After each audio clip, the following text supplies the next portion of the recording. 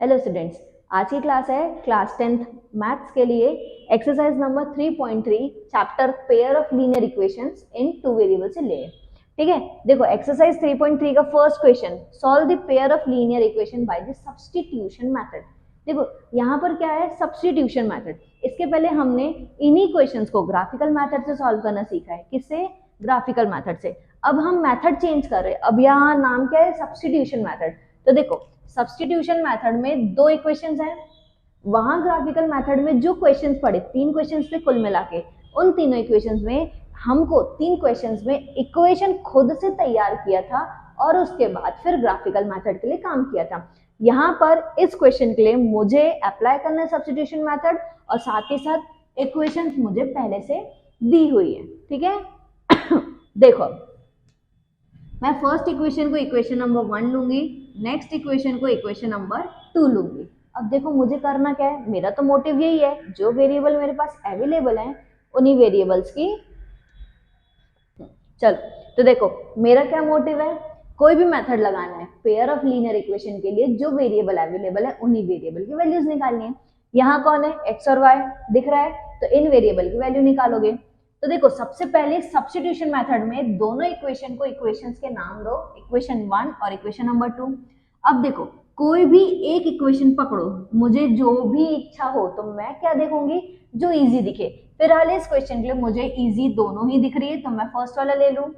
लो जरा, x plus y is equals to 14। अब देखो करना क्या है, जो भी वेरिएबल इजी दिखे उसको छोड़ दो और बाकी ट्रांसफर कर दो। मैं यहाँ पर x को छोड़ रही हूँ, बाकी को ट्रांसफर कर रही हूँ, यानी y ट्रांसफर हुआ तो काय में आया, माइनस में। ये मेरी x की वैल्यू निकली इन द टर्म ऑफ जो भी है। ठीक है, x की वैल्यू निकल गई। अब तुम बोलोगे मैम वैल्यू कहाँ है, 14 माइनस वाई। अरे y की कुछ वैल्यू जब आएगी तब निकाल लेंगे। तो ये क्या है, अभी x की एक तरीके से वैल्यू हो गई, जिसको मैंने इक्वेशन नंबर 3 दिया। ठीक है, मेरा इक्वेशन नंबर 1 यूज हो चुका। अब मैं आऊंगी इक्वेशन नंबर 2 में। तो देखो पुटिंग द वैल्यू ऑफ, किसकी वैल्यू निकाला हमने अभी, x की, फ्रॉम इक्वेशन 3 इन, जो इक्वेशन बच गया है मेरे पास, जो इक्वेशन बचा है वो कौन सा है, इक्वेशन नंबर 2। देखो कहाँ है equation number 2, x minus y is equals to 4। ठीक है, वैल्यू किसकी निकली, x की, रखो x की पूरी वैल्यू।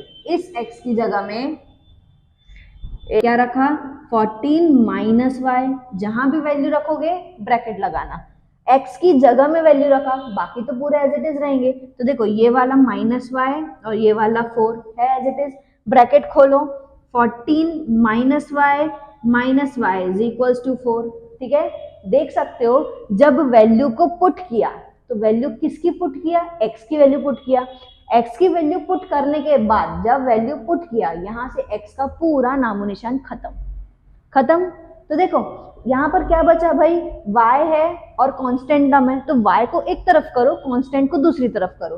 तो देखो y जो दोनों थे, माइनस वाई यहाँ लिया, 4 था ऑलरेडी में, 14 उठ के यहाँ से गया तो ये माइनस 14 हुआ। क्लियर इतना, माइनस माइनस होता है प्लस, तो y होता है 2y और साइन किसका आ रहा है यहाँ पे, माइनस का। यहाँ कौन, प्लस माइनस 14 में से 4 गया 10, बड़ा 14 उसका माइनस से माइनस गया, 2 कहाँ जाएगा, नीचे, क्यों जाएगा भाई, मल्टीप्लाई में था, मल्टीप्लाई का चेंज डिवाइड। तो देखो 2 5 होता है 10, यानी मेरी y की वैल्यू निकल गई कितनी, 5। ठीक है, अब देखो मेथड का नाम सब्स्टिट्यूशन मेथड है, क्यों है, सब्स्टिट्यूट करना, यानी एक को उठाओ दूसरी जगह में पुट करो, एक से उठाया दूसरी जगह में पुट किया और सॉल्व किया, तो सब्स्टिट्यूशन मेथड। तो y की वैल्यू निकल गई। तो देखो जरा मुझे अब क्या बच गया निकालना, x की वैल्यू। मैं कहां जाऊंगी, मेरे पास 3 ऑप्शन है, एक इक्वेशन 1, इक्वेशन 2 और इक्वेशन नंबर 3। तो मेरे हिसाब से इक्वेशन नंबर 3 सबसे इजीएस्ट रहेगा, क्योंकि ऑलरेडी ट्रांसफर करके निकली हुई इक्वेशन है। तो देखो putting the value of y, putting the value of y in equation 3, equation number 3 में y की वैल्यू रखूंगी, सीधे सॉल्व करके आंसर ला लूंगी। तो क्या था हमारा equation 3, x is equals to 14 minus y, y की वैल्यू कितनी आई है 5, करो माइनस, कितना आ रहा है 9। तो मेरी x की वैल्यू, मेरी y की वैल्यू डन। तो hence x is equals to 9 और y इज इक्वल्स टू 5। ठीक है, अब देखो, अब दिक्कत क्या है, मैं पहले चेक तो कर लूं, मैं श्योर हूं कि नहीं हूं कि मेरी वैल्यूज गलत है या सही है। तो जो वैल्यूज आपकी आई हुई हैं उनको किसी भी एक इक्वेशन में पुट कर दो। देखो यहाँ रख रही हूँ, x की वैल्यू 9, y की वैल्यू 5, 9 प्लस 5 14, आ गया मेरा आंसर 14। तो ऐसी होती है सब्स्टिट्यूशन मेथड। यहाँ डन हुआ हमारा क्वेश्चन। ठीक है, नेक्स्ट क्वेश्चन में बढ़ते हैं अब। चलिए, तो नेक्स्ट क्वेश्चन देखिए, यहाँ पे दो इक्वेशन दोबारा दिख रही हैं, s minus t is equals to 3 और देखो s minus t is equals to 3, s upon 3 plus t by 2 is equals to 6। देखो इसके पहले जो क्वेश्चन था फर्स्ट वाला, उसमें क्या थी, सिंपल इक्वेशन थी। हमको इक्वेशन को सिंपल चाहिए, तो सिंपल इक्वेशन यानी हमारा जो लीनियर पेयर इन टू वेरिएबल है उसका फॉर्म कुछ ऐसा है। हाँ बोलो, बिल्कुल। तो देखो ये इक्वेशन तो इस फॉर्म की दिख रही है, ये वाली इक्वेशन इस फॉर्म की नहीं है।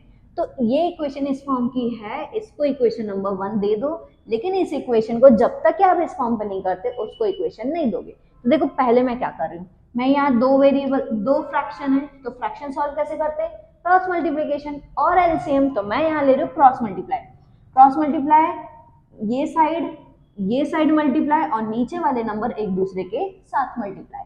ठीक है, ये अपना दो फ्रैक्शंस में मल्टीप्लाई का सीधे सीधे एक छोटा सा ट्रिक हो गया। ठीक है, अब देखो 2 into S 2s plus 3 into T 3t upon 3 2 जा 6 इज इक्वल्स टू 6।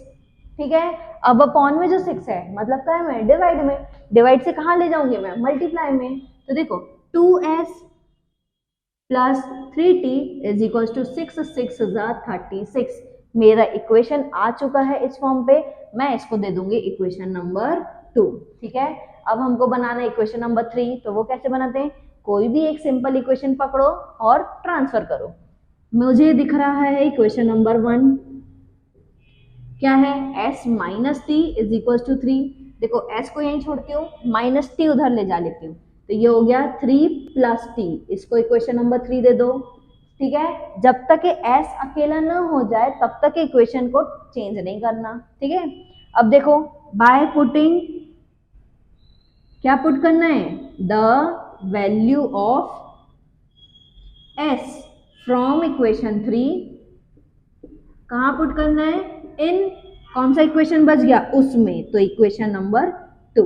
ध्यान से देखें अब इक्वेशन नंबर 2। तो देखो ये है equation number 2, 2s plus 3t is equal to 36। देखो s की वैल्यू है 3 प्लस टी, रखना कहाँ है, सिर्फ s की प्लेस पे, यानी s के अलावा जितने भी टर्म रख रहे हैं वैसे लिख दो। 2 की जगह में 2 है, बिल्कुल रहेगा। s की जगह लिखना है तो ब्रैकेट में उसकी वैल्यू लिख दिया 3 प्लस टी, बाकी पूरा as it is 3t is equal to 36। अब देखो फिर से देखा भाई, जैसे ही s की वैल्यू रखा मेरा s पूरा गायब हो गया, क्या आया t। देखो अंदर मल्टीप्लाई करो, 2 3 जा 6 plus 2 into t 2t plus 3t is equal to 36। क्या करना है, टी वालों को एक तरफ, विदाउट वालों को एक तरफ, 2t plus 3t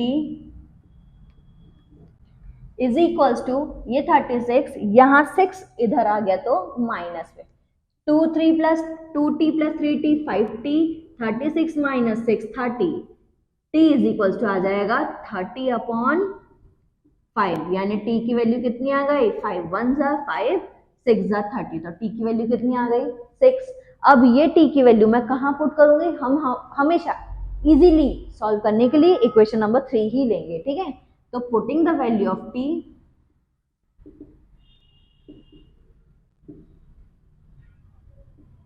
in equation number 3, in equation 3।